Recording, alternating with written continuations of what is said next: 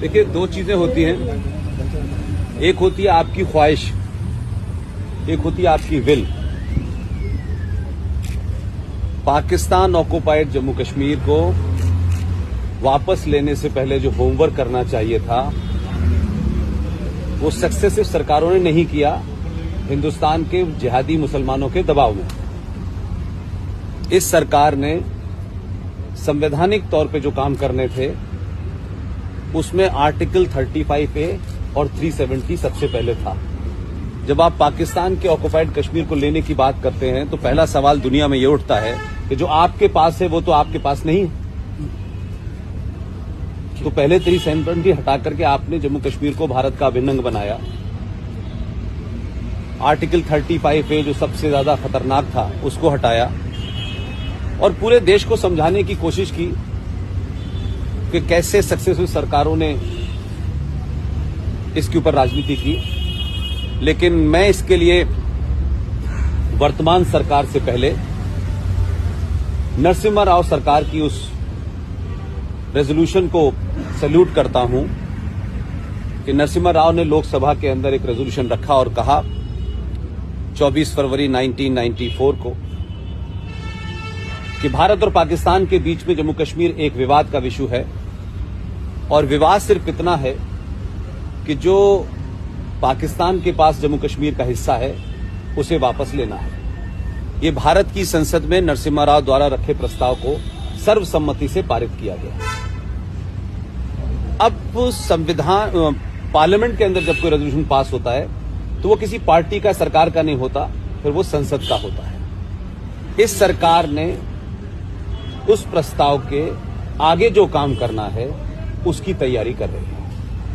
अब ये एक ऐसा मामला है कि सार्वजनिक मंचों से ये नहीं कहा जाता कल लेंगे हम, क्योंकि इसमें रणनीतिक मामला है, इसमें सामरिक तैयारी करनी होगी, इसमें सैनिक तैयारी करनी होगी, उसके कई सारी दूसरी चीजें होंगे, अंतर्राष्ट्रीय माहौल को देखना होगा। तो मुझे इस बात का यकीन है इस सरकार में कि ये सरकार देश के साथ साथ राष्ट्र चला रही है और राष्ट्र के साथ साथ जो हमारी सांस्कृतिक विरासत है उसको किस तरह जोड़ रही है। और उसका नमूना यह है कि 3 साल पहले तिरुपति का मंदिरों के शहर जम्मू में उनका स्थापना हुई। तो मुझे कोई शक नहीं है कि 2024 के परिणाम इस बात को तय करेंगे कि ये देश पाकिस्तान ऑक्युपाइड कश्मीर को सच में लेना चाहता है या नहीं, क्योंकि इस पड़ाव पे सरकार का बदलाव जो है इस प्रस्ताव को ठंडे बस्ते में डाल देगा। सर, यहाँ सवाल ये भी उठता है कि आपने कहा सक्सेसिव गवर्नमेंट्स ने जो किया जाना था वो नहीं किया, जो रूपरेखा जो तैयारी करनी थी, लेकिन वो जो लोग जो पीओके से आए, पीओजे से आए, उनकी तरफ भी कुछ खास ध्यान नहीं दिया गया। वो भी आज भी वो भेदभाव की बात करते हैं। देखिए, मैंने कहा कि आप एक तरफ एक बहुत बड़ा इशू आपने उठाया और एक तरफ आपने बहुत छोटा सा इशू उठाया। सरकारें जब कोई फैसला लेती हैं तो उसमें सिर्फ एक ही इशू नहीं होता, उसमें बहुत सारे डायमेंशंस होते हैं। 370 हटेगा नहीं हटेगा, ये तमाम सारी बातें हो रही थी। उसके बाद बहुत सारी चीजें हुई भारत में जो कल तक कोई सोचता नहीं था। तो सरकारों को इस बात की लिबर्टी देनी चाहिए कि उनके लिए राजनीतिक तौर से, सामरिक दृष्टि से कब किस इशू को उठा करके समाप्त करना है। तो 370 कब किया? जब उनको लगा कि हमने तैयारी कर ली है। ये जो पीओजे की आप बात कर रहे हैं, जो लोग यहां आए हैं, उनको कब शामिल करना है, इसके लिए जम्मू कश्मीर के सनातनी हिंदू और कश्मीर के सनातनी हिंदुओं को एक आवाज में उठाना होगा, तब सरकार सुनेगी। पहले जनमानस को तैयार किया जाता है, फिर सरकार एक्शन लेती है। सरकार एक्शन ले लेती है और जनमानस तैयार नहीं होता तो उसका कोई फायदा नहीं होता है। तो जो बात आप कह रहे हैं वो मेरे संज्ञान में भी है और मुझे लगता है कि सत्ता पे जो लोग बैठे हैं उनकी कुछ बातों से ऐसा लगता है, क्योंकि कुछ लोगों ने शायद अभी 370 के ऊपर कोई बात कही थी और आज ही सुबह देश के प्रधानमंत्री ने कहा है कि ब्रह्मांड की भी कोई ताकत 370 हटा नहीं सकती।